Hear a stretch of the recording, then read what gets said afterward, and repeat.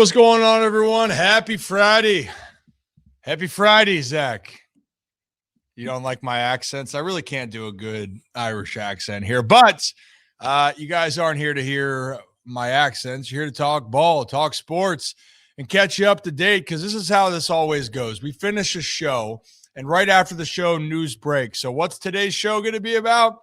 Well, it's going to be partially about new Ravens head coach Jesse Minter officially is going to be the first Ravens head coach in the last 18 years. First time that they've made a change in 18 years. And it's a man that's had connections to the Baltimore Ravens after going elsewhere for the last 5 years, going back to college, going to the Chargers. He has made his way back to Baltimore, and that will be his home here for the foreseeable future. We'll get into that. We have two great guests joining us today to talk about Jesse Minter and a little bit more behind the scenes on what you should know, right? We tell you we get good guests. Well, for channel members, you already saw it. You already know who's stopping by. But Shawne Merriman, longtime NFL vet, he's going to join us, friend of the show, friend of the program, at 3 p.m., and then this one's outside the box, but it's perfect because where did Jesse Minter go for a year in 2021 to become a defensive coordinator? Well, he went back to college, and specifically, he went to Vanderbilt, and Vanderbilt has just been on the rise. So we're going to have head coach Clark Lee from Vanderbilt join us at 3:20 to talk a little bit about the Commodores and talk about that relationship with Jesse Minter, because Coach Lee started at Vandy in 2021, the 1 year Jesse Minter was there. And then, yes, we'll get into some baseball. Has moves happened? Not really since we've last spoken, but the question's kind of been thrown out, which is crazy to me, Zach. But is it a failure if the Orioles don't land a top frontline starter? Like, that's been thrown out to me for the offseason. Is it a failure of an offseason? Hey, I have some feelings on that. I think that's a little bit bold, but we will talk about it. And if you are new to the channel, hit that like and subscribe button. We are live usually from 3 to 5 p.m., but because of our guests today, we started a hair earlier. So if you're new, hit that like and subscribe button on YouTube, X, and Facebook. Appreciate you guys, and we'll put out the episode on Spotify, Apple, wherever you get your podcast. That's my words. Zach, hey, buddy. How's it going? Yeah, it's a new day, but we kind of missed the signs.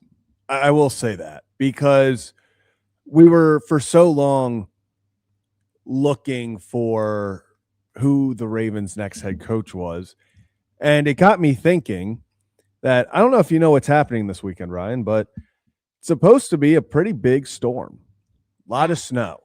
In fact, it could accumulate over 14, 15 inches of snow. And it makes sense. It makes sense because the signs were there all along. Minter is coming. Oh, there it is. Minter is coming. Minter is here. On the weekend of the big snowstorm, Minter is officially here. It was all a part of the plan all along. What a fun day last night was. Fun night, I guess. It was really cool seeing so many former players, so many former coaches, colleagues, anyone that's come in contact with Jesse Minter. One, how ecstatic they were for him. You have one of the big things that the Ravens said they love about him is his connection with people, his ability to bring people together to really connect. And that was apparent after he was hired, because everyone, I'll say this, Matt Skura, the former center for the Ravens, putting out tweets going, oh, you guys have no clue how great this hire is. The stuff he was doing against us on scout team, drawing up, unreal. People that were playing on the opposite side of the ball are giving him his flowers. Former Raven Tony Jefferson, maybe coming home. Could be coming back. Could be coming home as well. Yeah. Could be a homecoming. He was ecstatic. We saw guys like Eric Weddle, so many former coaches. I feel like this this was a hire that they nailed. They knocked it out of the park. Super excited. Now let's get to work. Let's build a coaching staff. And man, it's a new era in Baltimore. So Minter was coming, and now Minter is here. You were just really excited for that one today, weren't you? Oh, yeah. And do you know what that reference is from? Like, if you're going to say Minter is coming, do you know what? Yeah, Game of Thrones. From? Game of Thrones. Because you couldn't say it if you didn't know what it was. I knew what it's from. Have you watched it? So the answer is no. The answer is no. I've seen the first 5 episodes. Have you watched? Yes, I've watched every episode of Game of Thrones. There's so much you have to go back to watch it because it's overwhelming. That was my issue. Was I started watching it, and then the sheer mountain of episodes that I had to overcome. It was daunting. Daunting. I felt behind, which I am. So, like, we'll see. Maybe I have a throwback, and maybe I go just casually watch it all. I got to ask Ramey about that, because Ramey, I remember like 2 years ago, I think literally he was giving updates on Twitter during like a Christmas break or something. I think he knocked it out in a week and a half.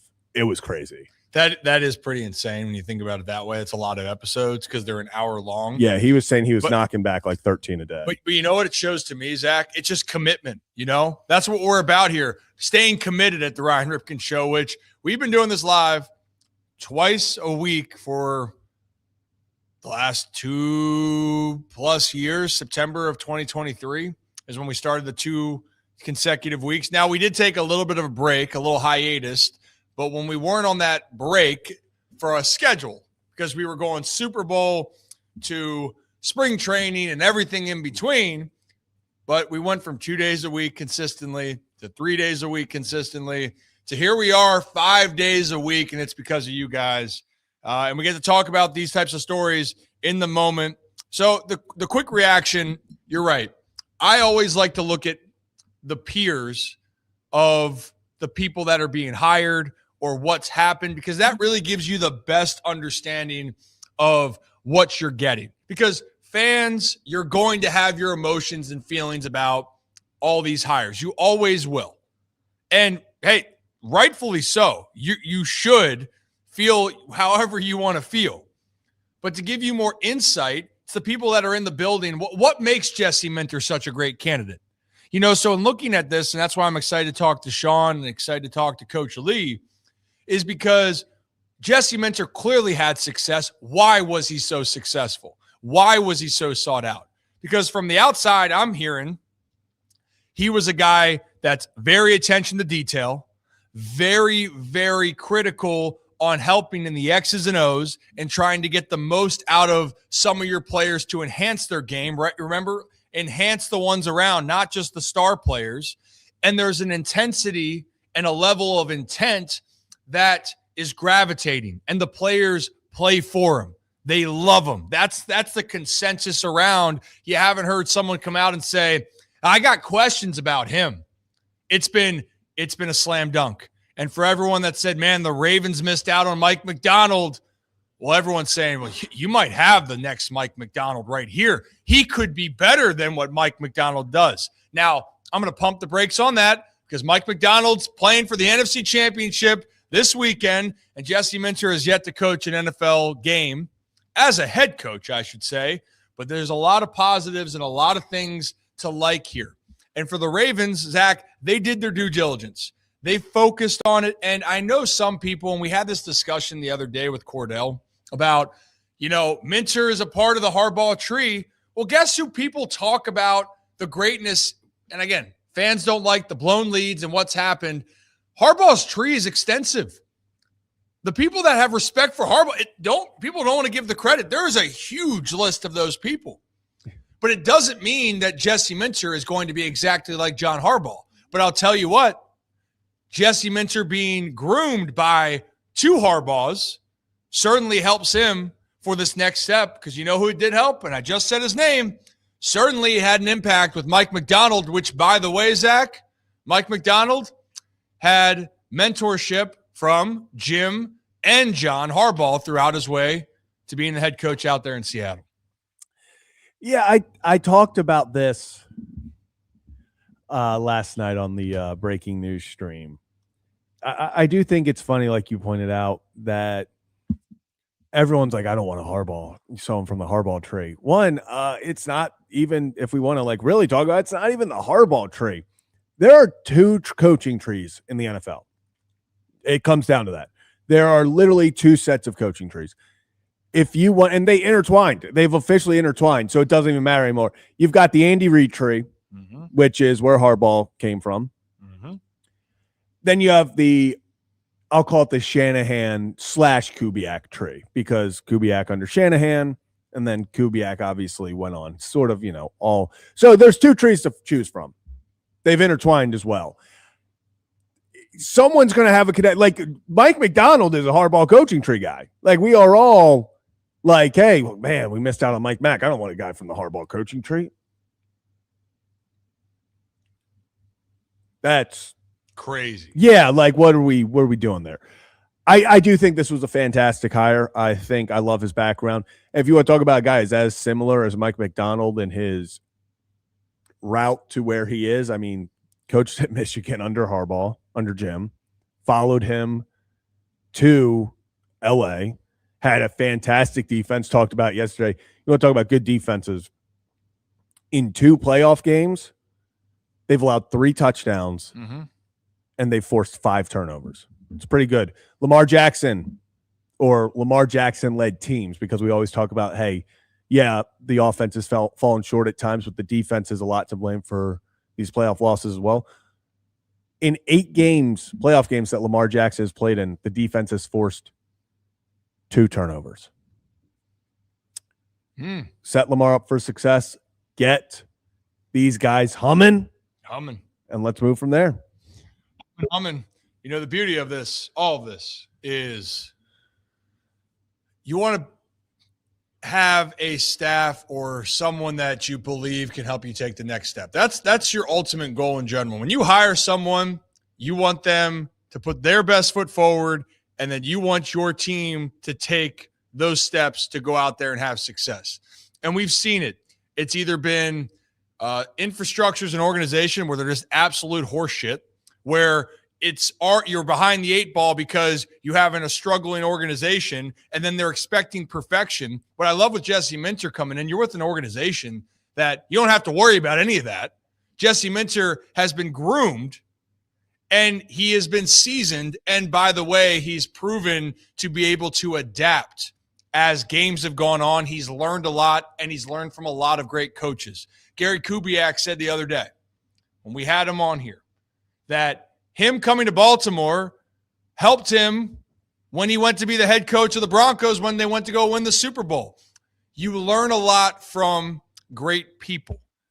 And for Jesse Minter, he's been around a lot of great people, and he himself has proven he is ready to lead. And also, he's proven that everyone loves this dude. He seems like a pretty good dude to me. Yeah. And that goes back to the peers thing that I was saying. Your peers are the best indicator of who you are. When I was playing, and I could have played better in my baseball career. If I was still playing well, if I played well, Zach, I'd still be playing, right? Like, that's the reality. But one thing I always took away was, how did my peers view me? That was really valuable to me. And above all, you better be so damn good at what you do as a coach or a player, where your success is so much up here that you can get away with maybe some of the other issues. There's back and forth on like Bill Belichick. Some people loved him, some people hated him. But Bill, they won. Can't argue winning. But it helps, man, when you have someone that your players will die playing for that dude. And I think that's what we have in Jesse Minter here. So, and then real fast, I will say it is so nice being on this side of it, because Charger fans on Twitter are like sending Ravens fans like, hey, you got a good one, take care of him. Like stuff like that. And it's the exact same thing we Ravens fans did for Mike McDonald. And I'm like, it feels so much better to be on this side of it than like, it feels good. It felt like a full circle moment of like, I remember being in the situation where our young up and coming star defensive coordinator went elsewhere, and we're like, hey, Seattle, take care of him. And now it's like, it's nice that Charger fans are like, hey, very reassuring. They're like, you got a good one. You got a good one. So it's been awesome to see. Like you said, you can also tell a lot by how fans react to losing a coach on kind of the guy you're getting. Yeah, no doubt about it, man. Like, you can see it, you can sense it. But again, don't take our word for it. Don't take what the internet's words for it. We like to provide guests that have the insight, the knowledge, and just are pretty damn cool people. So, Shawne, if you're ready to rock and roll, man, you let me know. Just give me a thumbs up. Give me a thumbs up when you're good. Bam. Okay. Well, I don't even know how many times we've had Shawne on, and I think I'm busy. No one's busier than this man because he's just creating everything everywhere. But by the way, he knows the game of football very well, and he's got a great connection out there with the Chargers. Let's bring on Lights Out himself, Shawne Merriman. Shawne. What's up, brother? What's up, dude? Hey, by the way, congrats on everything. I haven't had a chance to talk to you since you've been rolling. Lights Out's been rolling, man. Yeah, man. We're making some moves. I got, some company stuff we got to fix on the back end. When you're growing like that, you got people that want to be involved necessarily shouldn't be there. But it's been great, man. You got ESPN, all Latin America for ESPN, and for us that's big, man, because MMA is such a global sport. But also at the same time, with UFC going over there to Paramount on their big deal, it says a lot about us, right? So yeah, man, I think we've been making our way, but yeah, man, it's been great. You're I feel like you're the one that's always on the move, and I know you are hardworking, consistent. You're whooping ass, and also Lights Out is kicking ass, man. I'm happy for you.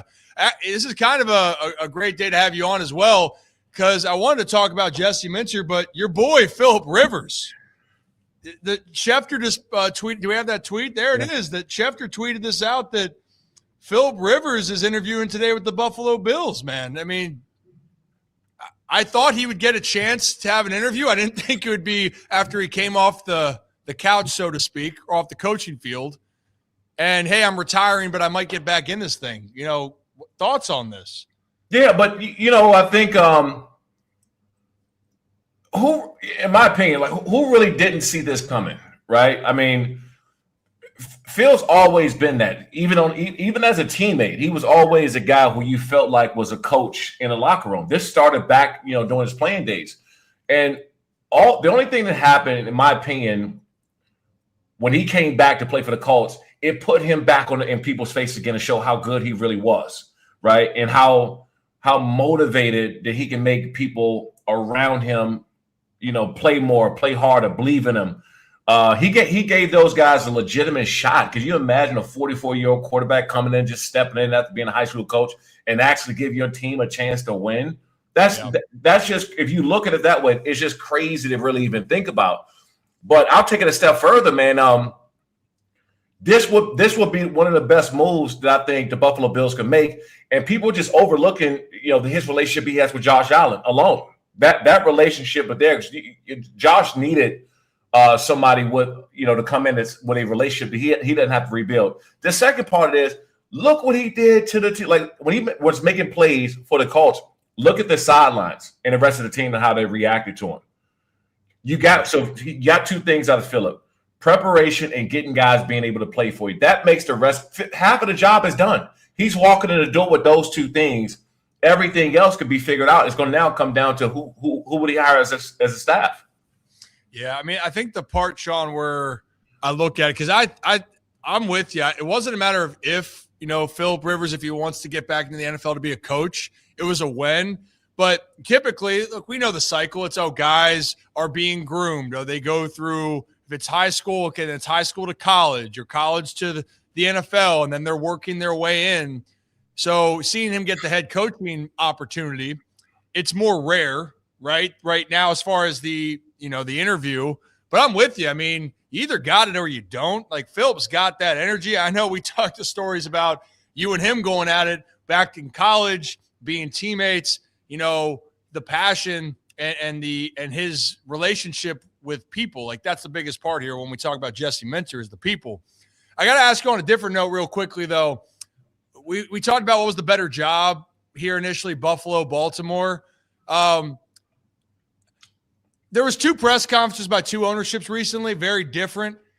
Does that impact, you think, at all with any of these coaches after hearing that? Because I got to say, I hadn't heard anything like that, and I know the message wasn't necessary. Like, he wasn't I would like to believe it wasn't going, hey, hold on a second. Let me throw this coaching staff and this player who's on my roster under the bench here, or throw him off the bus. But it happened. I mean, does that impact in your mind any coach's decision here moving forward? Do you think that would be an issue? No, not really, because let me tell you, there's much worse owners behind closed doors, right? I mean, we've seen one little slip up and him talk about a current player. And look at this. You're not going to be everybody's guy walking through the building. Mm-hmm. Like you just, a head coach might, like, I'll tell you this. Buddy, AJ Smith was the general manager for the Chargers there. And Buddy Nix, who was the general manager of the Bills, was the second in command with the Chargers. And Buddy Nix is the one who discovered me. Buddy Nix is the one who stood up in a meeting and said, hey, we need to look at taking Shawne Merriman out of the University of Maryland. And then it was AJ Smith that pulled the trigger. But I initially, AJ didn't, he didn't find me. I wasn't put on the map by AJ Smith. It was really Buddy Nix. I didn't take offense to that. Yeah. I was happy that I was a 12th overall pick in the first round, going to the best city in the country. That's how I was looking at it. So you can look at it a lot of different ways. I just don't think that it was enough for a head coach saying, you know what, I don't want to go and coach or work for an owner that has a slip up during the press conference, because he was just being honest.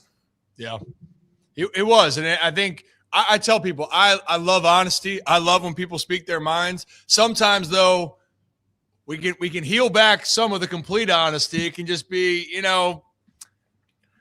it's a group decision. And sometimes, the wording, the verbiage could have been a little bit better. But you're right. There are circumstances that aren't out in the front where it is way worse elsewhere. And we know places, we're not going to name names. I think we probably could have some similar lists that we've heard some stories, and you probably have some stories. That's the nature of the beast. But let's go to the other side then. All right. Jesse Minter. Minter is coming. He's coming to Baltimore here. It felt like the reunion. I see a lot of the Chargers faithful. We're going, damn, man, you guys got a good one. From you spending time over there, being around the organization, give the people of Baltimore a little bit more insight of Jesse Minter and what person and style he's bringing to Baltimore. There's nothing but love in that building for Jesse Minter. I mean, just you haven't heard one single bad thing, and I'm talking about from the top down, all the way down to the players. Not one single bad thing about Jesse, because he's a hell of a coach. And I'll take it a step further. I know Steve Bisciotti for a long time. He's his type of guy. He's his type of guy that he wanted in that building because of just what he brings to the table. He brings an attitude, and we know that attitude starts at the top and trickles down into the locker room and everywhere else. Jesse Minter is a Steve Bisciotti type of, hands-on with the players, aggressive style attitude, bring a defensive mindset back to that team, because let's face it, yeah, Lamar Jackson is great, and he's, he'll go down as one of the best to do it when he's done. But if you look historically at the Baltimore Ravens, what have they been known for? They've been known to hit you in the mouth. Mm-hmm. And anything else that they've done has kind of been, a cherry on top. It hasn't been until recent that everything's been on Lamar Jackson's shoulders. But historically in that organization, it's been defenses that's made them who they are. And so, yeah, I can see why they pulled the trigger with Jesse, because it's a perfect fit. Like, there was nobody else on the market right now that they could have gotten that would have been a better pickup than Jesse.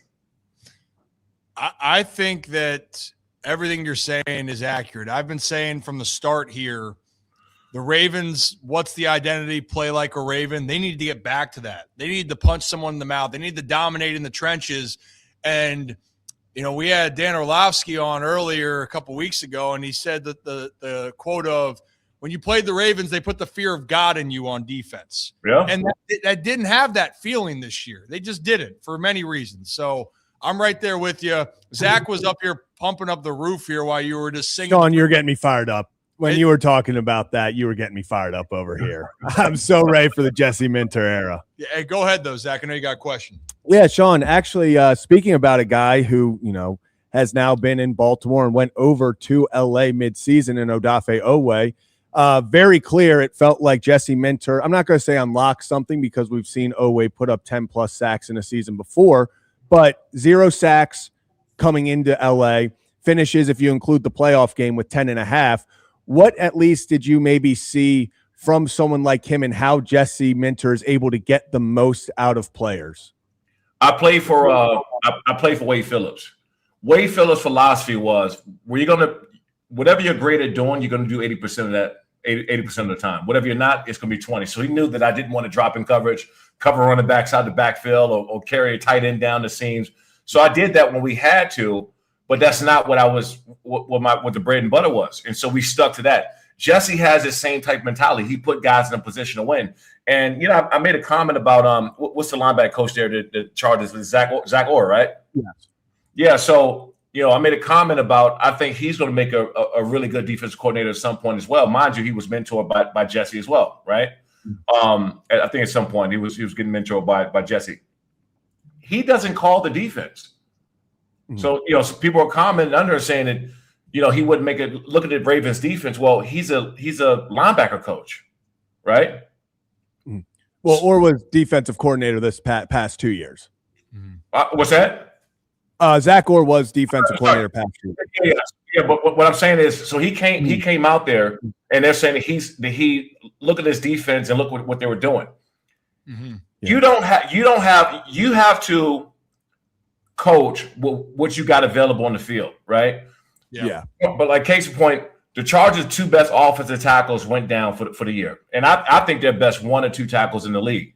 Then you got Najee Harris that goes down for the season. Then you got Marion Hampton that goes down for several weeks. I don't care how great of a coach you are. That is hard to overcome. And so there were things going on with the Ravens that they were out of their control. I don't think it was necessarily Zach Orr's. Mm-hmm. You got to cover things up when you don't have personnel there. You look at that front line. I mean, who they got in that front line? You can say, you know what, he's a top this in the NFL, especially as a pass rusher. The list is short right now. I mean, losing Matabike hurt significantly. Right. Matabique's talk about a unit. That dude's a unit, and you're right. It's players. You can have the best coaches. Players are the ones that got to go out there and do the damn thing, right? That's how it is, and coaches will say that. But having the right infrastructure and being able to put your players in positions, that's the coaching part where you can elevate to the next level. That's what I saw out in LA this year, Shawne, with Jesse. And I always like to see the star players to then the veteran players talking about him. Like Derwin James, to wrap this up, I heard Derwin saying, man, I love this guy, the energy, what he brought. And Derwin's a hell of a player, and Derwin was better. Then there's some of the less highly touted names out there that are having success, and they're saying, man, Jesse's giving me the confidence. I think that's the other part of it, giving the players the confidence and putting them in the position to go play freely. So it's been fun to watch overall, Shawne. So I'm going to be seeing you in like 10 days, I think. Yeah, that's right. So because we got our next guest about to join us here. Can I ask you a favor then, like on Radio Row? Zach's been saying he's been trying to figure out a proper, fighting technique. So I think like this time, could you just maybe show him a move? We're getting there. Yeah, let me see what you got right now, though. I'm getting higher. Before I was too low. Now we're protecting the face. We're protecting the face. That sternum is wide open still. I don't know if that's gonna cut it. But look, we're gonna spend some time up there on Radio Row. We're gonna get that fixed. Let's do it. There it is. Shawne, where anyone could find you and what you got going on here, at least until I see you in about 10 days. Yeah, just follow me at Shawne Merriman, and then we'll be announcing some fight dates hopefully soon. Hell yeah, Shawne. Well, hey, safe travels. Keep doing your thing, and I'll see you out there in San Fran first week of Feb. You got it, brother. See you then. I appreciate it. Shawne Merriman, everybody. Love Shawne. I can't wait for him to give a demonstration. You are going to get your ass kicked. I didn't think about the sternum. Hey, that's me. That's not knowing the fighting side. I didn't think about the sternum. I was protecting the moneymaker. But this is why we try to learn. This is why we try to learn this situation. That's what we do. Keep expanding here. But if you are new to the channel, hit that like and subscribe button. Ryan Ripken Show. We're live Monday through Friday. right here on YouTube, X, and Facebook. But overall, you guys know we've had a great list of guests. Baseball, obviously, is something we've always going to have in our back pocket. But baseball season isn't here yet. You heard Jordan Westberg yesterday, all-star third baseman for the Orioles. We had Gary Kubiak, Super Bowl winning coach. We've had Tony Dungy, Super Bowl winning coach, Todd Monken, Mike Pedden. Who else have we? We've gotten a plethora of people. Yeah. So in this case, we like to go, behind the curtain. And I think that we're doing a good job of finding different backgrounds and understanding. In this case, there's going to be a first-time head coach in Baltimore and Jesse Minter. And that's an exciting time, and I can't wait for it. So when we're going through the Rolodex of okay, who would know Jesse? And who's also known a thing or two about creating a culture and helping to create a product that you can put a stamp of approval on. And Coach, if you're good at just give me a thumbs up, we'll rock and roll. Boom. Well, if you guys have been watching college football recently, especially if you took notice this year, you should have been taking notice for the last few years. There's a team in the SEC that has been on the rise, not just a little bit on the rise. They've been humming. So without further ado, Zach, let's bring on Vanderbilt head coach, Coach Clark Lee. Coach, how you doing? I'm doing great. It's great to be with you guys.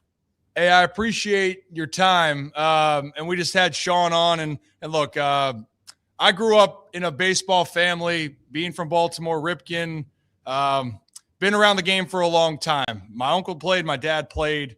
I played, got to the minor league level, AAA.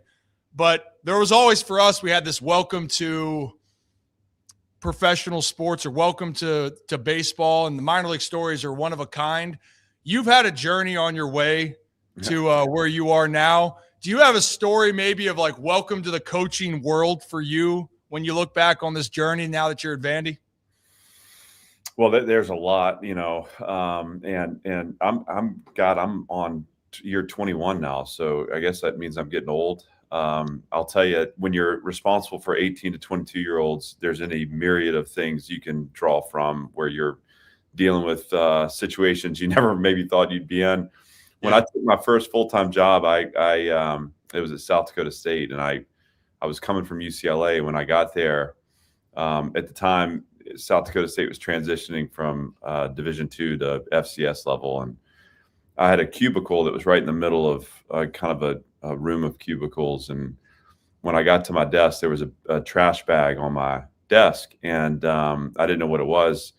I opened it up. It had all these old South Dakota State, gear in it. And I asked, what is this? Of course, I was coming from UCLA, which is the kingdom of fake services. We got everything we need there. It was all the hand-me-downs from the coaches who I was taking his job. That was going to be the gear I was going to be using for my time there. So that was a welcome to coaching moment. We met in trailers that were on the field, like double wide trailers that are on the field. It was a beautiful thing. They have since updated that program to now where it's as nice as any. But those were the humble beginnings of my career. See, that's the stuff I'm talking about. I'd say you've elevated since then, but it's the humble beginnings. I've told the story in Baltimore. Eric DaCosta, the GM, known his family for years.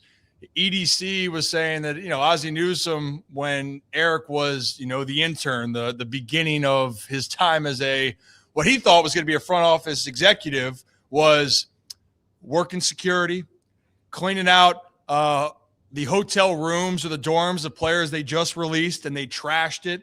He said, Ozzie said, you're going to learn everything from soup to nuts. And then what's Eric now? He's the general manager of the Baltimore Ravens. But at what point he was just doing all the damn dirty work. That's right. Before we talk quickly about Jesse Minter, I got to tell you, one of my close friends went to Vandy, and I told him I was having you on. And I said, hey, I already know the answer, but can you just give me a thought on Coach Clark Lee? He goes, I freaking love that man. He goes, I'm through and through. We are back. Could you maybe just, for you, the culture that you tried to create at Vandy before we talk a little bit about Jesse Minter? Yeah, this has been a slugfest here. I mean, we're a program that's never really learned how to care about itself, and that's there is no history here. I mean, it's been pretty sad for the last few decades. And there's been spurts of success, but nothing sustained. So getting in here it was first teaching the team how to care about what they're a part of, hiring a staff that can help lead people into that, and man, there are just challenges all over the place. Losing is like a plaque that forms, and you have to spend time breaking that plaque away to get people to see kind of the experience from a lens of something positive. But as we've turned the team over, as I've kind of corrected mistakes I made early in, whether it's staffing or just my approach, I've had to learn and grow on this job. I mean, nothing prepares you to be a head coach. You have to adjust and adapt as you move. We're really proud of where we've come, and this is a place. It has less to do with Vanderbilt to me. I know this is my alma mater. Nashville's my hometown, but this has really become about the people that are in this program, the people that stand shoulder to shoulder with me as we attempt to do something that no one really thought was possible. And we're part of the way there, but this will be a really important year for us to solidify identity and to try to, as we've lost a lot of production, to try to not take any kind of step back. But it's been a great challenge. And I mean, it is absolutely, brought me to my knees at times and challenged me to my core. I've had to learn and grow and evolve through it. And for that, I'm really grateful. And by the way, Jesse Minter was one of the bright spots of my first staff and has become such a dear friend to me. But that first team was not very good, and we were in it together. And I was a former D coordinator who was, judging his worst days off my best days. And through that, again, we've formed a really great friendship, and I'm so excited for him and excited for Baltimore for all that's happening. Yeah, I thought that you would be a perfect person to talk to, and that's a good way to get into this. And just a few questions, if you have the time, is you mentioned your first year was 2021, correct, at Vandy? That's correct. Yeah. So that was then the first year, and it turned out to be the only year with Jesse Minter. And you're right. I'll say this past year, that was a hell of a year for Vandy. We go back, it's been a process, right? Yeah.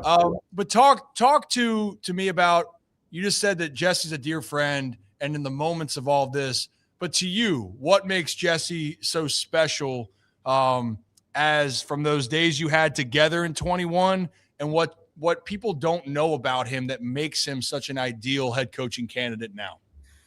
Well, Jesse is a real person. He's a good person. He's a balanced person. This guy takes care of his family. He's like I said, he's a good friend. He's never too busy.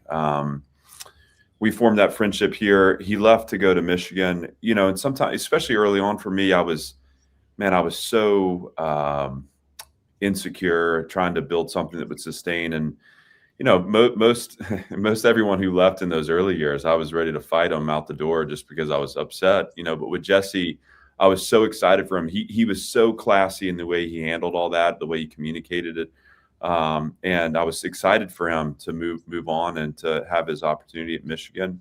And then obviously, since he's been in the NFL, I've been out to visit him in LA probably 4 or 5 times in the last couple of years. So, he is a really skilled communicator. This guy is, first of all, he's not going to make it about him. This isn't a guy with a big ego where he understands it's a player's game. He's a skilled teacher. He's smart. He can figure things out, but he is, as a communicator, as good as I've been around. He knows how to contextualize the experience. So whether you're in, phase 1, phase 2, or OTAs, in training camp, or in the middle of the season, he's going to be able to get in front of the team and tell them exactly where they are, exactly what they're experiencing, and what is the next step they need to take to reach towards their goals. And not everyone can do that. And I've watched them do it here. I've watched them do it in LA. I heard you talking about, Derwin James' comments on Jesse. He absolutely instills confidence in the people he's responsible for because of the way he communicates and because he develops systems and process for people to take ownership over their development. And so in so many ways, he's a skilled collaborator. I've learned a lot from him about how to empower staff to bring their creative energy. He'll do that with the team. He'll do that across the organization. And look, just like with me, I mean, he's going to make mistakes too, but this guy's really smart. He's going to be able to adjust and adapt quickly. And I think this is the start of a great marriage between he and Baltimore. He understands the history there, and he's going to be smart and skillful in the way he folds his DNA into that and creates his imprint there. And in the same way that Mike's done in Seattle, like this guy is a sharp, smart communicator. He's a football guy. And I hope nothing but the best for him and for Baltimore. See, that's what the insight that people wanted to hear for so many different reasons. Now, I might have to wait for the next time because I know I got to let you out of here in just a second. I want to hear what it sounds like you guys got a little fiery at times because we've also seen some moments of Jesse Minter showing some passion. So I might have to ask you about that in the future. Zach, did you have one quick thought here before we let Coach go? Yeah, Coach, just real fast, talking about this past year and where you guys started in 2021 to now. Was there ever maybe a moment that you were able to take a step back and kind of realize what you've built? Or was there anything that sticks out where you're like, wow, like this is what I was hoping for, dreamed of when I took the job in 2021? I really appreciate that question. And, it's hard because the conveyor belt never stops moving. And especially in college, I mean, we don't have the luxury of an off season. So we go from the season into what has become free agency. And now we're already starting, preparation and developing our new team. But one of the things that I appreciate is because the conveyor belt never stops moving, you live again in the context of the success you create. And so what is it today? January 23rd or something like that. Yeah. I've been at January 23rd as a 2-10 coach, and now I get to be at January 23rd as a 10-win coach. And man, this feels a lot better. I'm really proud of the way we've kept our soul intact here. I think we have a team. We say relatedness is our edge. This is a team that cares about what they're a part of. To go back to what I said about the beginnings of this journey, where it was like no one really felt there was any value here. And I'm talking about the people that were internal to the program. To see that change, and now to see that ripple out into our community too, where there's an excitement around the product we're putting on the field. All those things are like so meaningful to me, but maybe the most meaningful is that my kids can talk a little trash at school now, which, I mean, look, who you can't beat that. And so they can be proud of what they're a part of, and they can be proud of the work their dad's doing. And that makes me happy. And look, I'm just like you guys, man. It's all about what's next. It's all about how we elevate and take it further.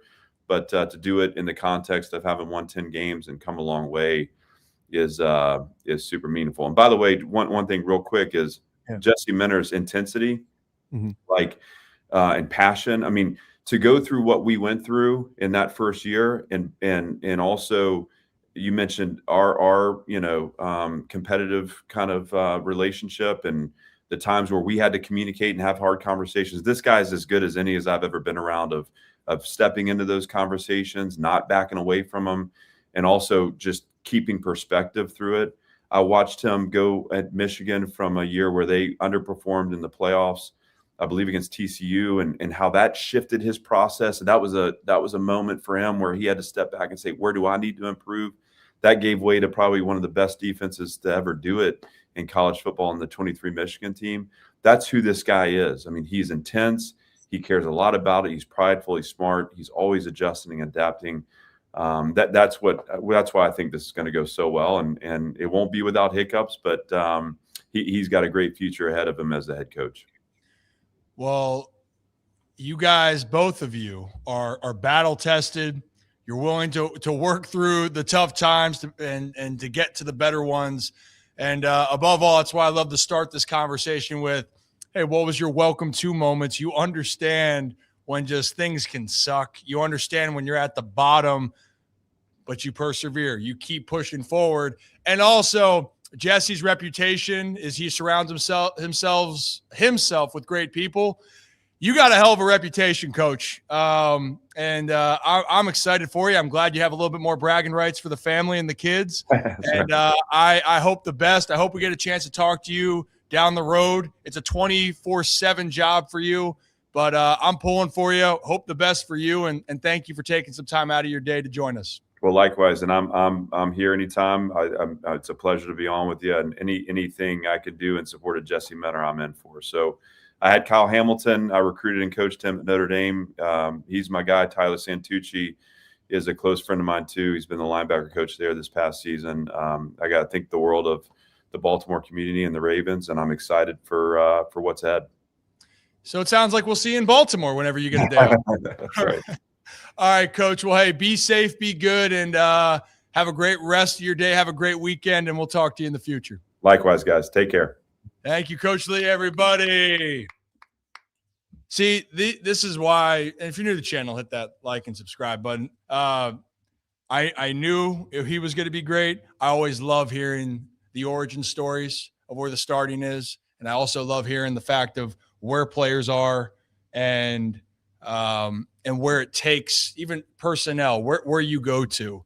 And what we've heard so far, we're just going to talk about Jesse Minter. Go back to Coach Lee here in a second. But with Jesse Minter, the respect he has with everyone, Zach, is top-notch.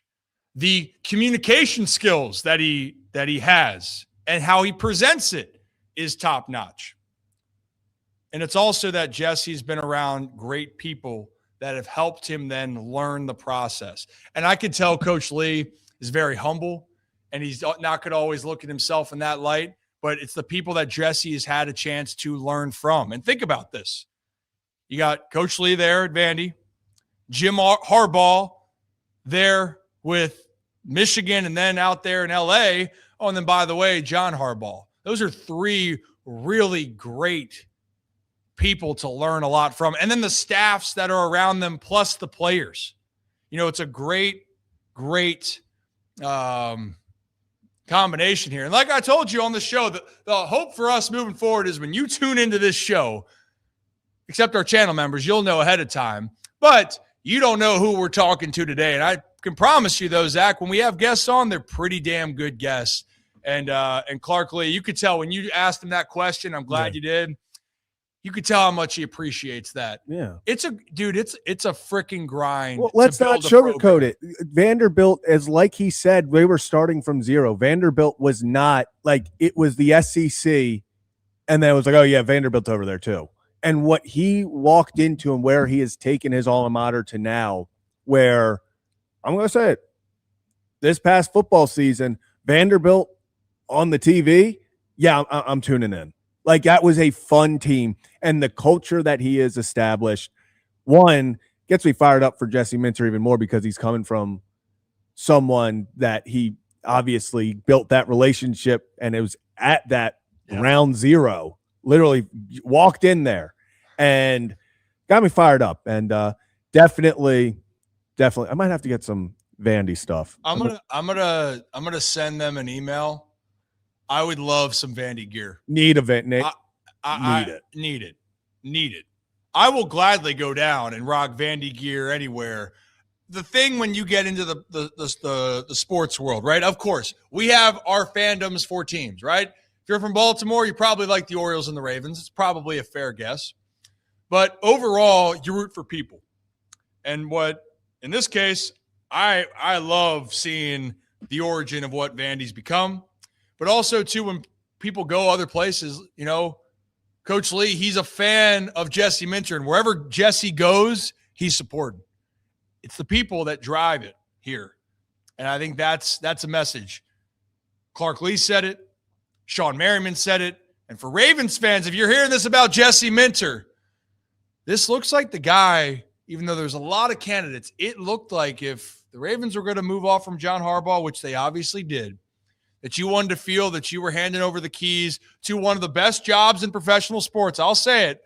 Right now, being the head coach of the Baltimore Ravens with the team that they have and the organization that it is, it's one of the best opportunities. You feel really damn good that everybody has positive things to say and people that have been around the game and understand the grind when things are good, bad, and ugly. That Jesse Minter is going to battle through it. And he looks like he is the right guy to handle all of it. And he's going to have a lot to handle here because not only are the Ravens expected to win the division this next year, Zach, not about the division. Soupy. It's going to be a Super Bowl. Yeah. That expectation is going to be there, but it sounds like Jesse Minter is going to be up to the task. I will say I genuinely feel like from everyone that we've talked to and everything I've read and all the people that have come out and talked about him, I genuinely feel like we would have to put in a crap ton of effort and no stone left unturned if we were like, hey, can someone please come on the show and talk about maybe a downside to Jesse Minter? And I don't think there'd be a person. Like everyone that talks about him is like incredible coach, mentor, but even better person. He's like he said, he's never too busy for you. He's always, and that's the kind of, we talk about it. It's the people. And so many times in sports, you can talk about the X's and O's and you got to have that down pat, but it's the people. Hell, Shawne Merriman talked about it in regards to Phillip Rivers. Preparation and getting guys to play for you. I mean, it's half the battle. And it seems like from everything we've heard, Jesse Minter's coming in and he's got both of those in spades. Yeah, I mean, anything you do, when you look at places, like that's what I was trying to say about like the Patriots with Bill Belichick and over those years. And a lot of people have had mixed thoughts on him, both the players, former players, current players, but there was a respect for it because the formula always worked, right, Zach? Like that was it. They knew what they had to do to win. Obviously, Tom Brady knows a thing or two about winning. He's considered the greatest quarterback the game's ever seen because of his attitude, how he approached it. But that's an example there where they were saying there's a Patriot way and it has to be done. You can't really argue when the success is working. But then Tom leaves and you still try to have that Patriot way. We heard there was a lot of issues. Why? Because the winning wasn't happening. And when the winning's not happening, that's where more problems can present themselves. And it usually comes back to, can you get along? Can you make it work? Can you communicate? Because why the Patriots, it was so I know in Baltimore, and I'm not saying you got to feel sorry for the Pats. That's not what I'm saying. But the fact that 20-year run ended so bitter, that is a sad thing to see. Like that is a fantastic run. And then Harbaugh, 18 years here. Yeah, it didn't end the way that you wanted, but there was that respect. There was that love. And then, hey, we're moving on. And for Jesse Minter here, when you have a person that's going to care about the guys, look, through good, bad, and ugly, man, they're going to work. And if it's not going to work out, it's not going to be because this guy isn't going to help put these players in the best position, you know? But we'll see. Every head coach, I should say, has their own style, Zach. So time will tell what Jesse Minter's style will be, but we got good indications of what his makeup is not only a person, but how he communicates the message and what he wants to accomplish on the defensive side of the ball. So, new to the channel, hit that like and subscribe button. Zach, from this stream, let's head to that stream. And that is the Auto Stream. Auto Stream Car Care Center, guys. There's 10 locations throughout Maryland. And here's the deal. You go and get your car fixed. Because, look, we all have car issues. But right now, you go there and you said, hey, I need to get my brakes fixed, new tires, whatever it is. Any service that you need, you mentioned Ryan Ripken, they'll give you $50 off. And I want to emphasize, Zach, I said any service. Woo. Gets expensive, but you go to people that you trust. I went there. I spent time with those people, and I'm telling you, those are great people. If you don't believe me, check out all the great reviews as well. But we're just about people helping people here. And AutoStream Car Care Center, $50 off when you use Ryan Ripken or the Ryan Ripken Show. And now, from that stream back to this stream, Zach, it's Friday, baby. It's Friday. You are going to have to do Let Me Put My Poems at the next half hour. You're going to have to get ready for Let Me Put My Poems in You. You're going to have to play the game. I Did you know that? Look, I accept. If it's as easy as by Usher, I would. Well, you give me a time frame. Yeah, I'll give you something. And we'll do it. Yeah. Yeah. Yeah. Yeah. Yeah. Yeah. Yeah. So that was great football talk. Foosball. Get some. We got some baseball talk we got to get into here.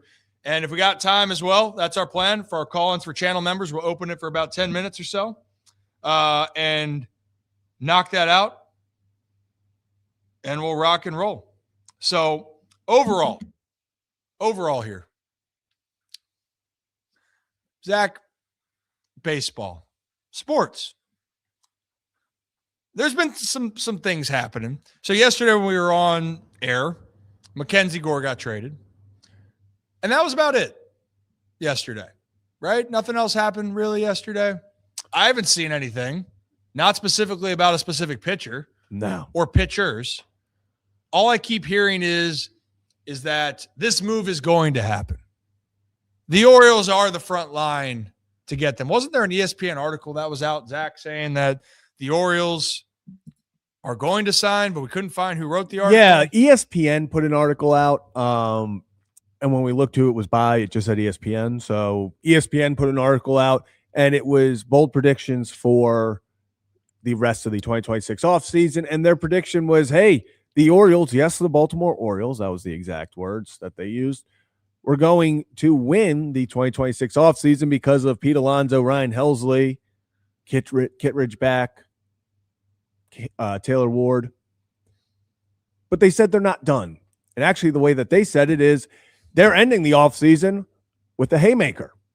They said signing Framber Valdez, I would say, unanimous top pitcher remaining. I think that's pretty. I feel comfortable saying that.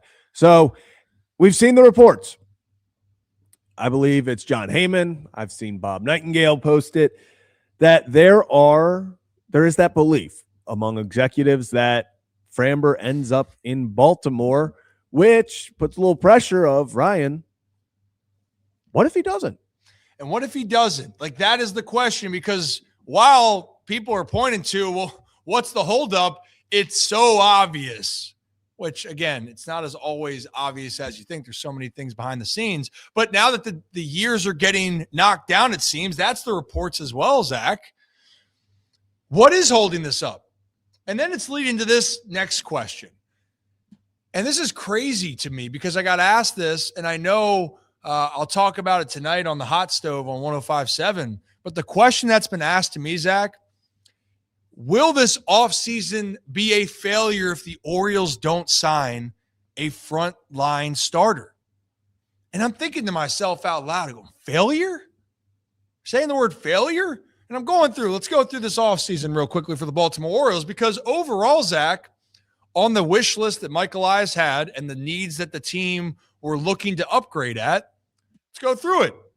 You added Taylor Ward, who right now, when you're looking at the market, would have been probably one of the better outfielders on the market, and he's an everyday player. You signed the best right-handed bat on the market in Pete Alonso. That's a good move.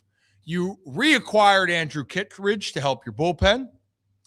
You traded for Shane Baz to add to your rotation, a guy that has upside to be a top 2 guy in your rotation, the upside, but he'll slot in as a 3 to 5 in your rotation, but the talent's there. Then you sign a closer. You got Ryan Helsley, which I'm not buying the Mets numbers. I'm not buying that, where taking out of his role, the Mets were in a full free fall. I'm going to trust the numbers that I've seen for the last few years with Ryan Helsley, which have been very dominant. So you got a closer who I believe is going to bounce back and can pitch at an all-star caliber level. So there's so many good parts there, Zach. But, man, the rotation and the team feels so much different if they did have a Ranger Suarez, if they did now sign a Framber Valdez.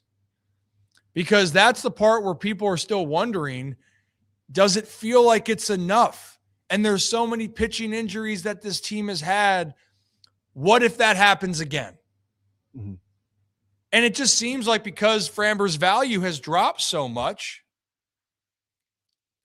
that this is the perfect storm. I think 3 years gets the deal done, Zach. I really do. But that's the question. I kind of want to hear your thoughts, because I know you don't like the word failure being thrown out, because that's not a fair thing to say. But I do understand it's around the urgency or the need to add another frontline guy. Yeah, it's not a failure. It's a disappointment. I think that's the perfect way to put it. It isn't a failure. You can't fail an offseason where you get the top right-handed power hitter in Pete Alonso. When you add 229 RBIs to your team with Taylor Ward and Pete Alonso, when you go get a closer, when you bring back your setup man in Kittredge, you trade for a young, high-end stuff, high-potential guy in Shane Baz. It's not a failure. It's a disappointment if they don't get that front-end guy, because that's what people felt like is the one missing piece. It is. And so I get it. I would be disappointed as disappointed as anyone. It would suck if they don't get a frontline guy. It's a disappointment. It's not a failure of an offseason, but it definitely leaves way more questions about this roster. It leaves you to sit there and go, okay, why? It opens up the can of worms of, okay, in May, June, July, before the deadline, if stuff is happening and the pitching's going down, pitching's not what you think it could be, because there's a lot of potential in the pitching staff, but there's not a lot of solid, we know what we're going to get from him guys.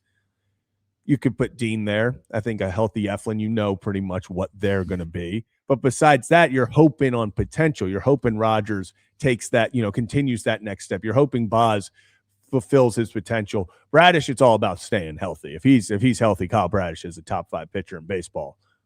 Yeah. I think it is disappointing, but it's hard to say it's a failure of an offseason. But to say, if you would have told me that they left this offseason without a starting frontline guy, I'd be disappointed as all get out, without a doubt. I mean, the disappointed is a better way to describe that. You'd be disappointed. And I think the reason why people would be more disappointed, Zach, is because the reports of how many times they're saying that the Orioles are in on this guy. The Orioles are in. They were really close to a deal with Ranger Suarez, but they didn't get him. It's that constant conversation. Now, I want to reiterate this.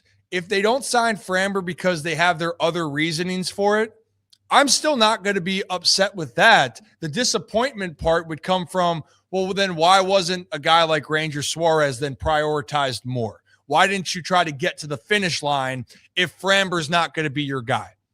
And here's the reality, too, in sports, and we talked about this on the pitching market, Zach.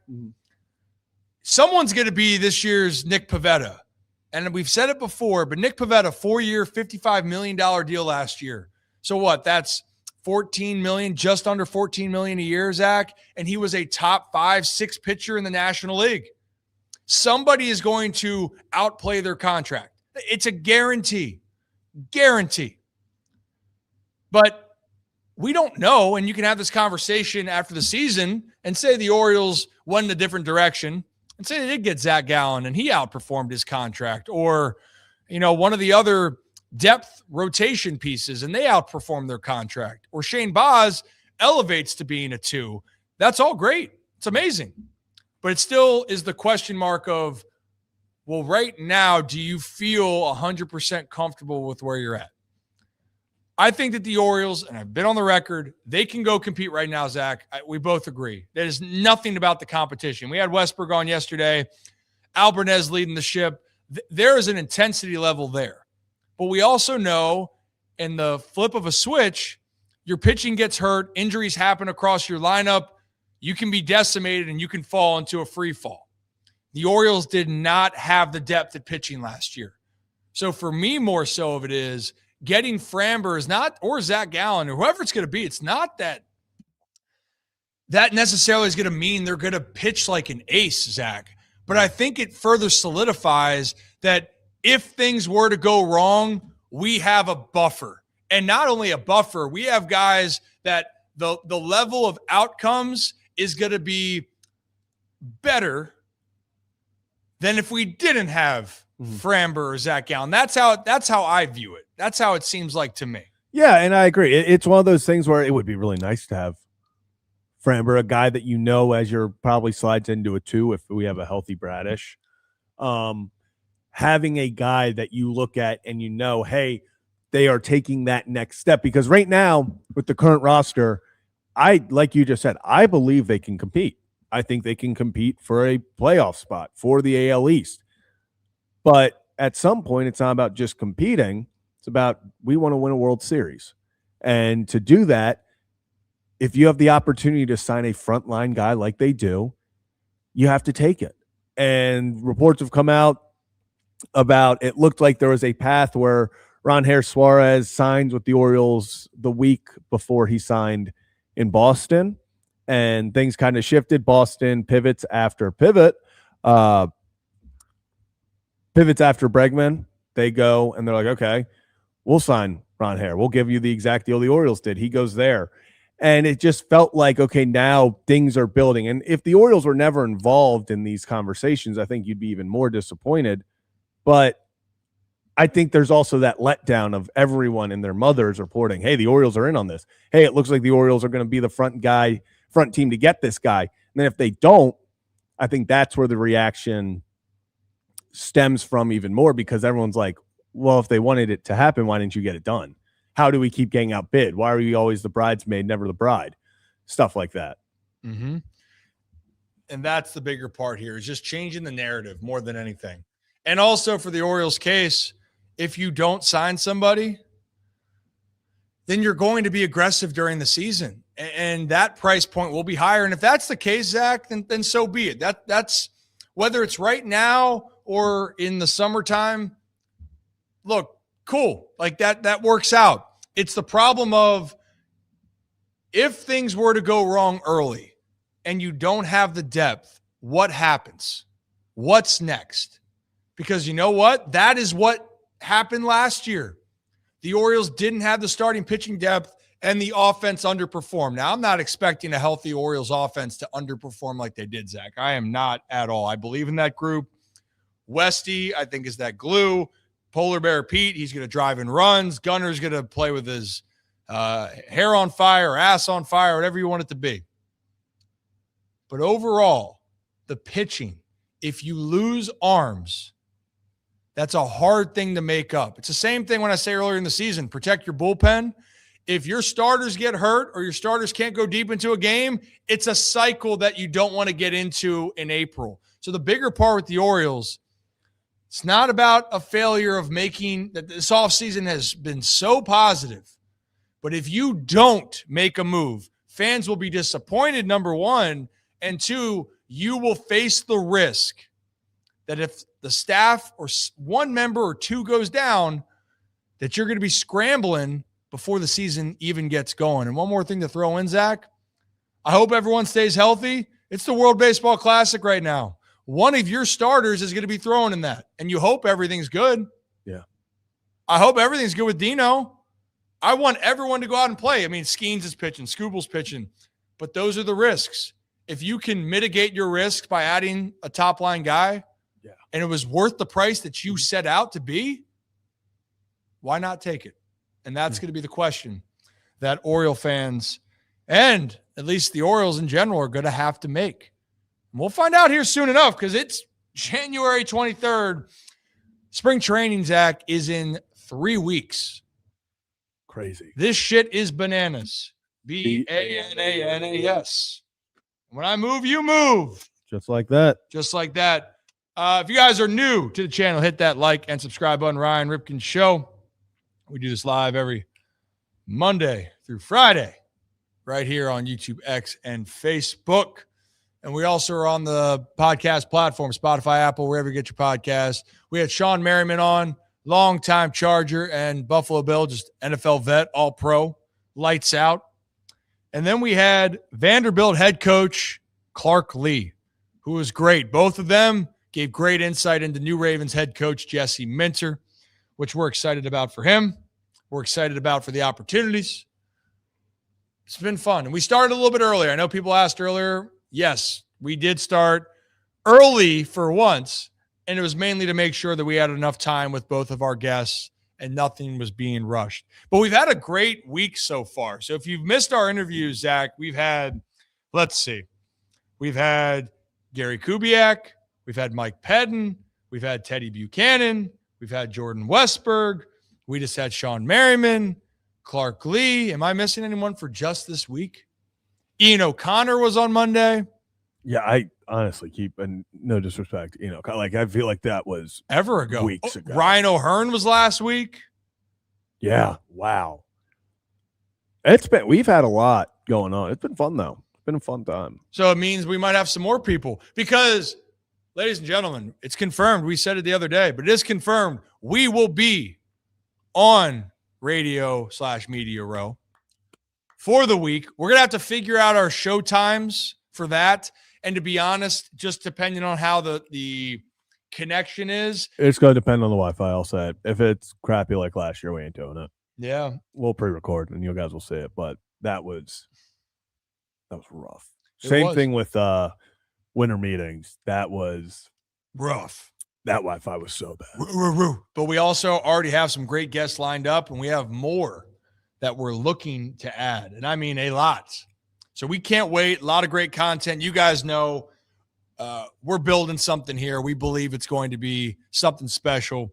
And we already have over 24,000 of you on YouTube. Thank you. We will have a 24-hour stream. We have to figure out the date. Yeah, that's going to be. Yeah, we got to put some work in for that. Because that is the definition. That is a marathon. Literally. So got to talk to Kevin about that and figure out when he can come into the studio. Is it a 24 hours in the studio? I will probably be in here for 24 hours. Yeah. That's insane. Well, I think we need to trying to figure out how we bookend it, like show to show. So I'm trying to figure that all out. We'll see it. We'll see. But yeah, we'll do a 24-hour stream. Yeah, figure that out. That's gonna be insane. I got to figure out. We're gonna have to plan out a lot of things because 24 hours is going to be that is a long time. I wonder if we do we get the big old plastic balls and it's like we do competitions, so it's like or get the giant sumo suits. Yeah, like we're gonna have to figure something. Like I'm sure at one point maybe we try, like me and Kevin and I, one of us, we're like gonna have to break some number on Pop a Shot, something like that. Like we're gonna have to find ways, like challenges to do. We're not obviously just gonna sit here and talk sports for 24 hours. It's gonna be a lot of just chaos. I like to talk, but 24 hours straight of just sports would be. I think we're gonna have to do the Pop a Shot. We'll figure some stuff out. We got a lot of things we got to figure out there, but that is one of those things that we will get sorted out, and that is going to be crazy. Where's my I have my glasses, Zach, because it is Friday and we don't have intern Nate / Kevin Jr. What time frame would you like? Let me put my poems in you today. We'll go same time frame as Nate. So 2010s? Yeah, 2010s pop or something. You want 2010s pop? Okay. We'll figure something out. We'll get something cooking. What else we got going on today? Well, I'll be live from on the Hot Stove on 105.7, by the way, today, 6 to 7, because we don't stop. We keep grinding.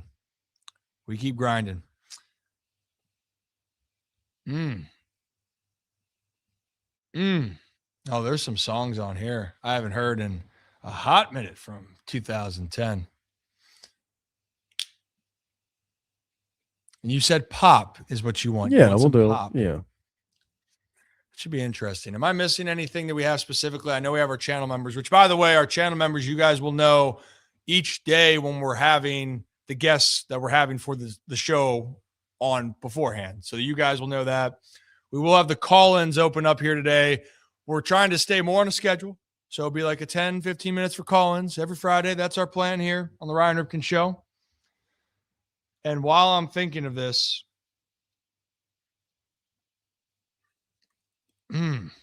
man, which way do I want to go with this is really the question. I got it. Yep. Okay. If you don't get this, I'll be a little bit disappointed. I would be prepared to be disappointed. So every Friday, we also do Let Me Put My Poems in You. It's a little Friday fun. And we had some great guests on. And actually, to recap this past week, Zach, let me pull up a clip of just who we had on this past week and a little bit of the fun clip. I put it out on Instagram today. But here are some moments from this week's show where thanking our guests and the moments that we had. Let me see if Zach, over under, Oh, I found it. Yeah, I got it. Over, under. I'm losing my mind. I'm sorry. I wanna kiss you all over and again. Dun, dun, dun. And Zach doesn't know that one. No? Nope. Okay. Well, enjoy this little fun video of our guest from this past week. Afternoon to you. Holy beard, man. That's cold, man. It's the off season. Everyone's saying you look jacked right now. Yeah, like, you look yoked. I don't think I'll touch some of the weights I did in college, but I appreciate you calling me jacked. Do I even want to ask you how old you think I am? I'm afraid. 32. Did you have positive experiences with Nick Moore? Because if you didn't, you let me know. I'll go kick his ass right now. Did you do your homework before this show, Mike? No, but you obviously the way you set it up, you're saying like based on your receding hairline, I was going to think you're 40. And when you said it that way, I'd say you're going to look younger. So I went with a lower number. I thought the picture was good too in the little ad. I thought it was a good picture. You like that photo? Well, how close am I? Oh, no, you're right. You're spot on. I'm 32. You might be out there doing some work, you know? Hey, man, I'll be shoveling snow. For sure.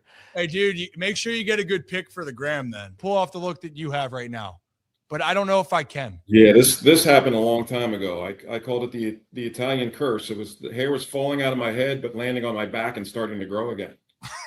Off-season work, you know.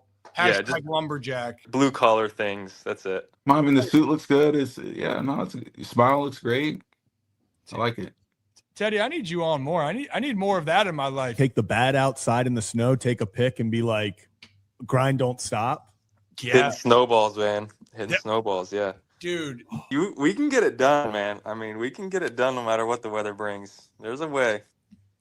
Write that down. Would you rather say you can dance okay or that you have great energy when you dance? I'm gonna go talk to Uncle David and just see like, hey, let's write that motto down for the team.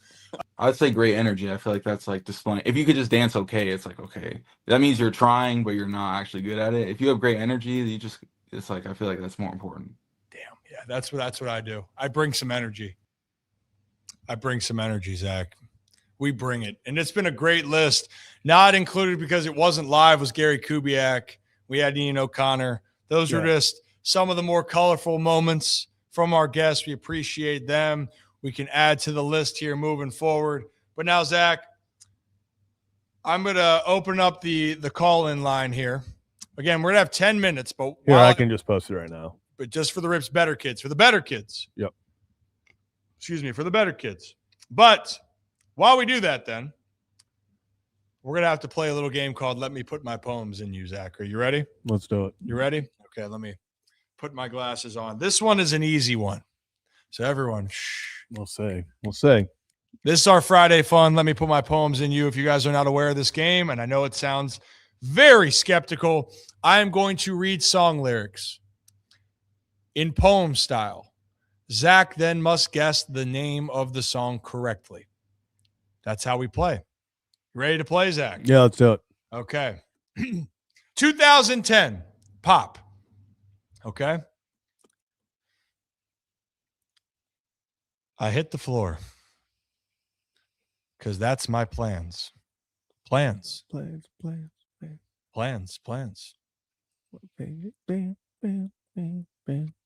Give me some space both my hands.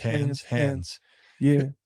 Because it goes on and on and on. Yeah. And it goes on and on and on. Yeah. I throw my hands up in the air sometime. Say, hey, yo, gotta let go. Look at you. I want to celebrate and live my life. Say, hey, yo, baby, let's go. Because we gon' rock. We gon' go all night. We gonna light it up like it's dynamite. Good dynamite. Job. Good job. That's Tail Cruz? Is that? Yeah. I made it super easy for you. As soon as you said the first one, I was like, ooh. Had to. I made it easy for you. You're welcome. Yeah. You're welcome. Appreciate that. We got to work a little bit on our bravado, but we're getting there. We're getting there. It takes time. It was a Just wait until Firework Katy Perry. Then we're That song is a banger. You know how I feel about female pop. You know how I feel about that. All right, let's get to the call-in lines. We're going to have about, 10, 15 minutes total. Yeah. We'll keep it open. But I think first one we got was Rick behind the screen. Yep. Rick. What's going on, guys? What's going on? Oh, wow. Look at that handsome fellow behind you. Damn, I look good. I knew you were going to say that. Oh, you did? How you doing, my friend? I'm doing all right. Getting ready for this big blizzard. So is this happening? I think something's going to happen, but I don't think it's going to be what they're saying. I think we'll get probably maybe 8 inches and it'll turn to sleet. I've seen it too many times. Yeah, I'm not – everyone's saying the big bad 14, 15 inches Zach's talking about over here. I don't see what they're saying. So I do think it's going to – if it rains, it's just going to ruin the experience. I'd rather us just get smacked. I know it's going to ruin it. Yeah. And now from like Carroll County or Western Baltimore County west, they'll probably get it good. Yeah. But you know how it is where we are. We usually get turns into rain or sleet. It's just nasty. Just Yeah. absolutely nasty, Rick. Well, we'll see. I mean, that could impact our show on Monday. I mean, we'll still do the show live, but depending on if we're here or mobile, I think I'm not doing work for 105 that night out of precaution. But the Ryan Ripken show, we're doing it no matter what. Damn it! But you pretty much took all the baseball things I was going to talk about. So we did our job. Yes, you did. So would you be with the Framber convo? And when we talked about the Orioles offseason, failure's an aggressive term, but fans being disappointed if they don't land a frontline starter. Do you lean that way? That's exactly right. I mean, it was a good offseason. It really was, no matter what happens. But the reason people are going to be disappointed is because he said he was going to get top of the rotation guy. And that's not his fault. It takes two to tango. You know, they said that we were in on Ranger and he just picked Boston, so there ain't nothing he could do about that. Right. But I think we're in good shape, you know. I think we'll be in it, and then we get to the trade deadline. If we don't get Framber, we don't get Gowan, we might end up with one of them. But if we don't get to the trade deadline, we're still in it. Maybe we can get somebody then. So I'm riding with them either way. Yeah, we're riding, man. I'm the team. The Birds are going to have. They already have enough to compete. They already have enough in my mind to go out there and have a lot of success in 26. And it's, you got to go play the damn game now with whoever you have. The problem was the Orioles last year is just too many guys got injured. And the problem was that the guys that you had underperformed. And you just can't have that again if you're going to have success. But Toronto wasn't supposed to be a World Series contending team, and they were 2 inches away on a slide from winning the whole damn thing. So, yeah, man, it's almost here. After we're done the Super Bowl and after we're out there in San Fran, we'll be making our way down south. We're going to hit a few spots, not just the Orioles this year. Get you some cover. We're going to get some more interviews from guys, maybe some familiar faces too. With they used to be Baltimore Orioles, I'm not liking seeing my giant head on TV. Dude, Rick, you look great on the No. I need to lose it is some a weight. pretty big squash. I will say that. Coming from a guy that had a squash. Yeah, I get it. They had to special order my helmet when I played football. Dare ask what your hat size was, Rick? It was big. I don't know. Damn. How big's your head? Big. Big. Oh, God. Hey, Rick, you're a good kid, man. I don't care what Zach says about you. I think you're a good that kid. damn Zach. Yeah, man. Exactly. I would never say anything about Rick. He just would say shit about me. That's 1,000%. Yeah. Yeah. Any last things, Rick, before we let you go? Nah, I just called in to say hello.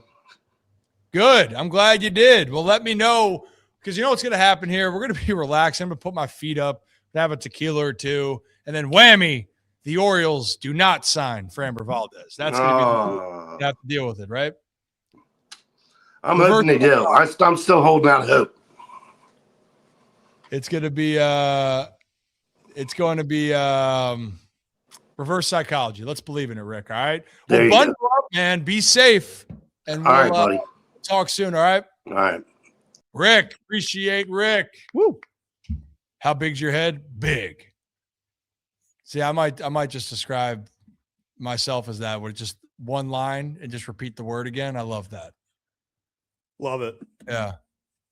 Having a good time. How much do you love it? Love. Love it, love it, it. love it. All right, who we got next? We got Joe. Yeah, we got Arkansas Joe. Joe, what's going on? Woo. Cold? Hey, fellas. How we doing?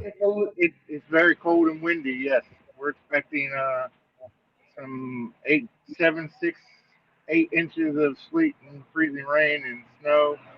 So everybody thinks the world's coming to an end. And I've done a day's worth of work in 3 stores. So it's been a day. Sure, that kind. Yeah, that's the thing, is it's not the snow it's the, like, is it going to be ice, sleet, rain? Like, because if it's the mixture, then the roads are just ice.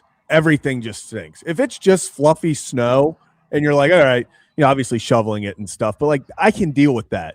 If it's just an ice storm and everything's covered in ice, that's the worst. That's the worst. Yeah, when everything's covered in ice, the neighbors could go out there and the power company could come and shoot their rifles into the air to get the ice off the power lines. That's what we do down here. Rifles get the ice off the power lines. Does the town shut down? So when we had Westy on, they said there's like one salt truck or like one truck, period. What are the reasons? Our dock is really good. They're out. They pre-treated the roads. Okay. They do a real good job down here of actually being on top of it. Mm-hmm. But it's still pretty crazy. People act nuts. I get the day off, so I ain't worried about it. Hey, that's great. We might, the show, what I just mentioned, we'll be doing the show Monday, but like for 105, I'm not doing the hot stove Monday night just for the threat of all this. I know it's more inconvenient when you can't go anywhere with the snow, but there's something about the whole situation. It's beautiful. It's beautiful, but then it turns into sleet and it's rain, and I'm like, this is what this was going to be. It kind of brings me down. Like I'd love to see it. One little big snowstorm. It's been an interesting year for your boy here, man. I started off with the flu, coming straight out of vacation. I got the flu the first week of January. I've had 2 urgent care visits and an ER visit in 2026. So it's been a rough start. Take care. I mean, make sure you take care of yourself, Joe. The ER visit wasn't from the flu, though. I got in a fight with a family member and spent a night in county jail. So that was. I don't know if Joe, just I can save myself, and for you, I don't know if I really want to know specifically what happened there. No, I gotta be careful. Details, but I gotta be careful there, Joe. The mugshot was very hilarious. The police grabbed the shirt, the Pete Alonso shirt, out of the drawer, and that's what I went to the hospital and to get my mugshot in. So it was incredible. Oh boy. Well, I'll just say this, Joe. I hope I've never been in trouble in my life, so it was just an experience. I don't want to relive it, but it was for sure. I get it. That sounds like a hell of a couple week period, to say the least. But above all, make sure for your health, get back, take care of yourself as best you can. There's a lot of stuff going around. I mean, damn, I'm trying to feel good. I feel like I'm losing my voice, maybe because I talk too much. And but we're going out to the Super Bowl next week or 2 weeks, Joe. I'll share with all you guys when the time comes, but we got some really great guests that are lined up. So, but I can't spoil it just yet because we're trying to finalize a few. Are you selling newspapers now? Is that what the newsy hat's for? You look like an old time newspaper boy. You know what? I'm peacocking. I'm bringing a style to 2026, Joe. Okay, I'm a fashion icon in 2026, so don't you forget that. Yeah. I believe it. When the Ryan Ripken show goes national, it's going to be with this hat. Take us all with you. Yeah.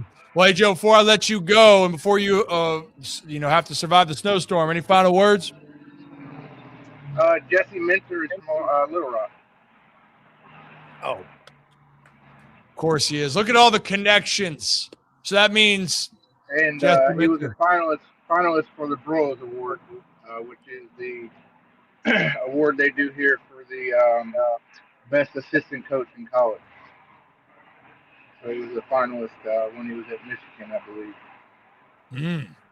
So that's a great Arkansas fact today. Jesse Minter. You want to know more about Jesse Minter? We're hearing about all the communication. He's a good leader, great with people. Oh, by the way, he's an Arkansas guy. Well, there we go. I don't know how long he lived here, but I heard it on the radio this morning. He has connections to Little Rock. Where it all goes down. That's where it all goes down. Well, Joe, we appreciate you, man. Enjoy the tundra down in Arkansas, and we'll let you know if we have sleet and rain or snow or whatever the hell we're doing. We'll be live on Monday, one way or another. Yeah, this is interesting, the new setup, because it shows the vertical and the horizontal. So I'm seeing two of me. Yeah, so it's like I'm seeing three pictures of myself.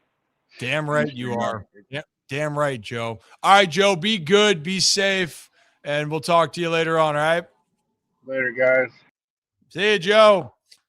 All right, we got our last call in. Appreciate you guys. So Fridays, call-ins are back for the Rips Better Kids. So if you want to be a part of the call-in program, Better Kids. And look, we've been growing and we've had so much going on. And I know with our community, we're trying to get back to all of that, right?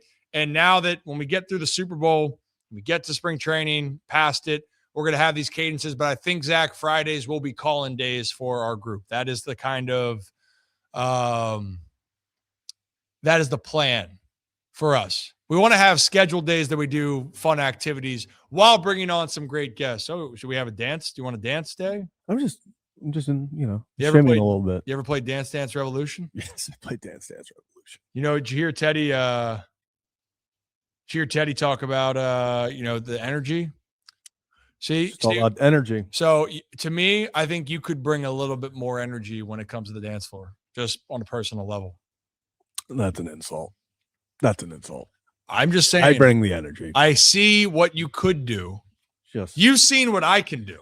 sadly. And is that energetic or what? Tarps on and off. I was going to say it's a lot. There's a lot. That is a loaded question. Yeah, buddy. All right, let's bring on our last call in right now. We got Laura behind there. Laura.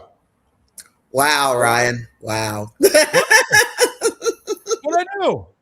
Tarps on and tarps off. Okay. Yeah, Laura, it's bad.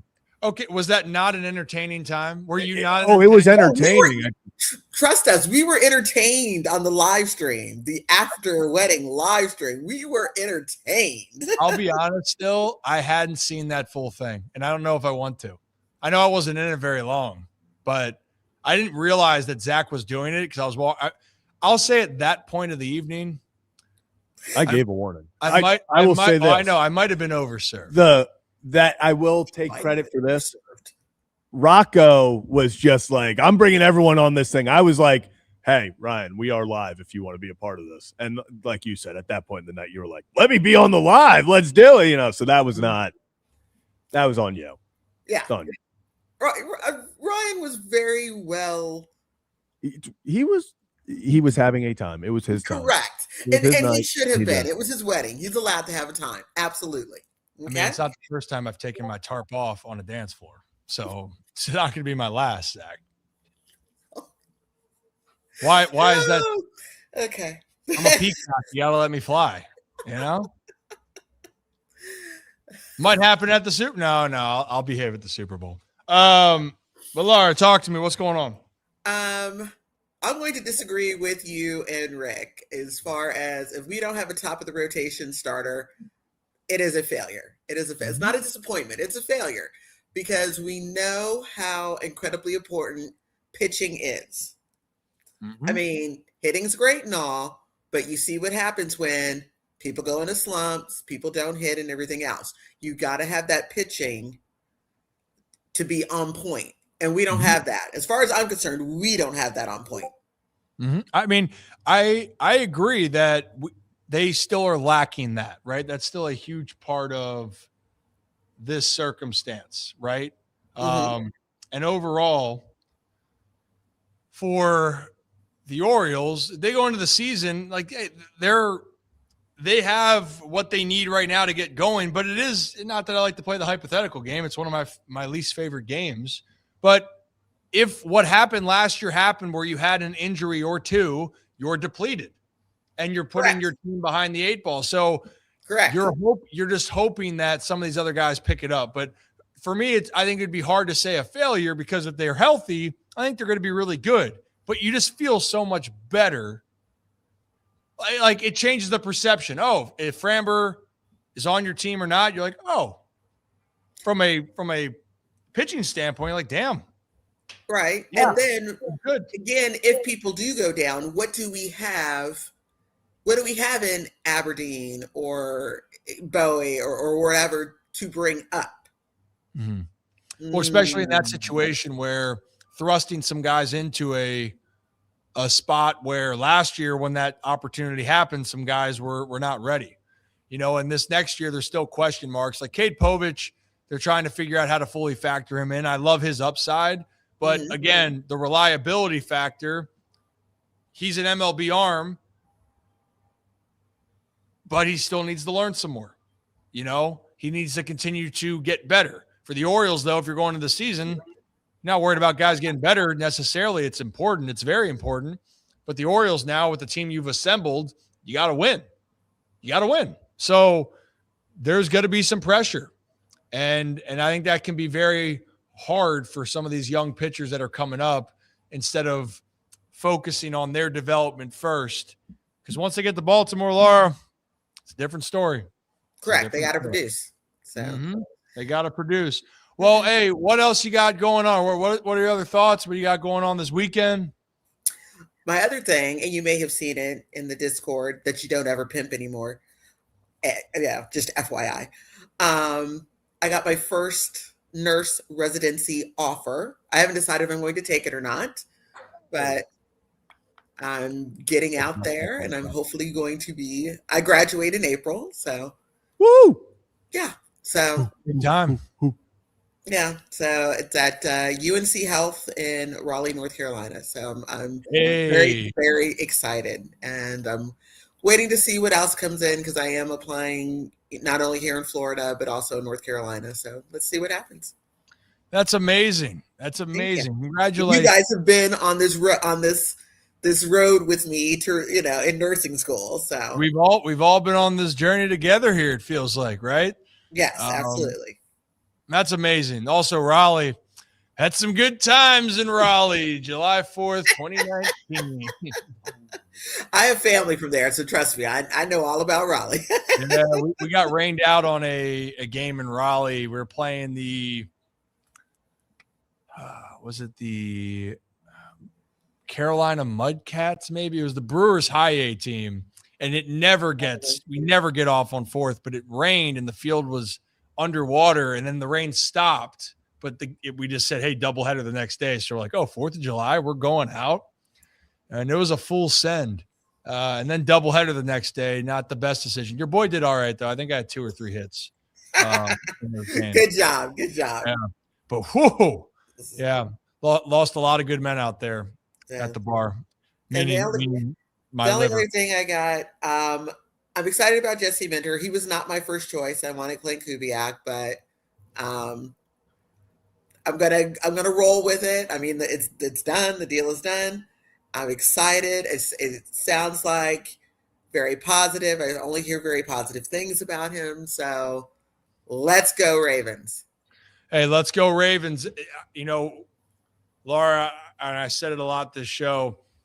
You're right. I mean, people like other candidates, and like Clint Kubiak could be one hell of a head coach one day. Chris Shula, I think he'll be one hell of a head coach when he gets the opportunity. But everyone's love or admiration and respect for Jesse Minter is really refreshing to hear. So if there's things that people might not have liked initially, there's a good vote of confidence that a lot of people that have had a lot of success can't say nothing but great things about him. So we'll see. Time will tell. Now the journey just begins. Yep. Well, Laura, be safe, be good.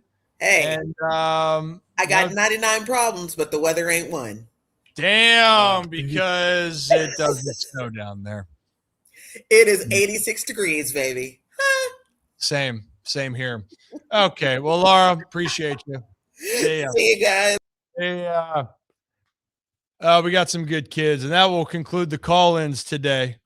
Appreciate all of our call-ins. If you want to be a part of the call-ins for next show, Rips Better Kids, we do that every Friday right here on YouTube, X, and Facebook. We appreciate you guys. I see that Brooks also had too much fun in Raleigh. So it sounds like, I'm assuming that was in college playing baseball, and you had missed a curfew maybe, Brooks, is why you got suspended? Come on, man. You can't do that. Zach, you would never do that. I've never missed a curfew. We're having curfew checks in San Francisco. I mean, I will be snug as a bug the minute before. Don't you worry.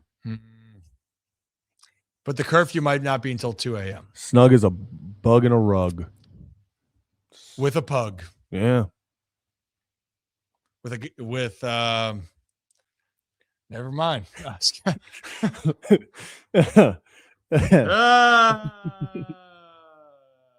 With a pug. And the pug's name's Doug. Woo! Sports. All right. Okay. Heel Cinnamon. We got a lot of great. See now. I see. Hey, British Raven Nick. See ya. Woo! It's not exactly what I was trying to go, but whoo! It got not what I meant here. Heel Cinnamon. Oh, hot in here. It did. Oh, tight. Oh, Yeah. Hey, I did not know where the next rhyme was going to be. Yeah, well, there's a few also. The pug's name's Doug. Having a chug with a giant jug. Ooh, make you go glug glug. No, that doesn't glug, sound glug. right. All right, have mine in the gut. Didn't rhyme either. Glug glug with some Uggs. Yeah, wearing the Uggs. Wearing some Uggs.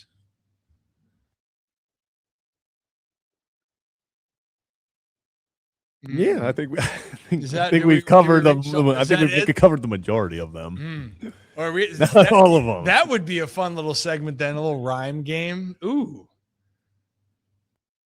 I'm afraid to say what Cora said, because I don't know if yeah, I'm not gonna lie. I'm now starting to just question the chat of what they're talking about. Now I'm scared. I am terrified as well.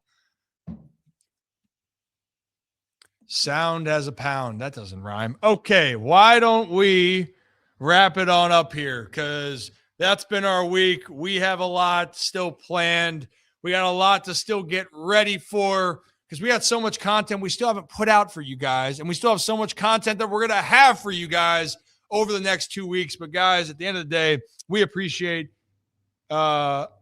each and every one of you. This has been a unbelievable start to January. And we're going to go into the last week of January in 2026 next week before we kick off our Super Bowl coverage, which you guys will not want to miss. So hit that like and subscribe button. If you're listening on Apple or Spotify, hit that follow button. And Zach, hit that music button. Ooh. There's a rug. Hanging out with a pug named Doug. As always here at the Ryan Ripken Show, we appreciate each and every one of you. Have a day, have a night, have a great stinking weekend, survive the snowstorm, and if you do, come back and join us on Monday, because we'll be live from 3 to 5 right here on YouTube, X, and Facebook. Ryan Ripken Show. Talk to you soon.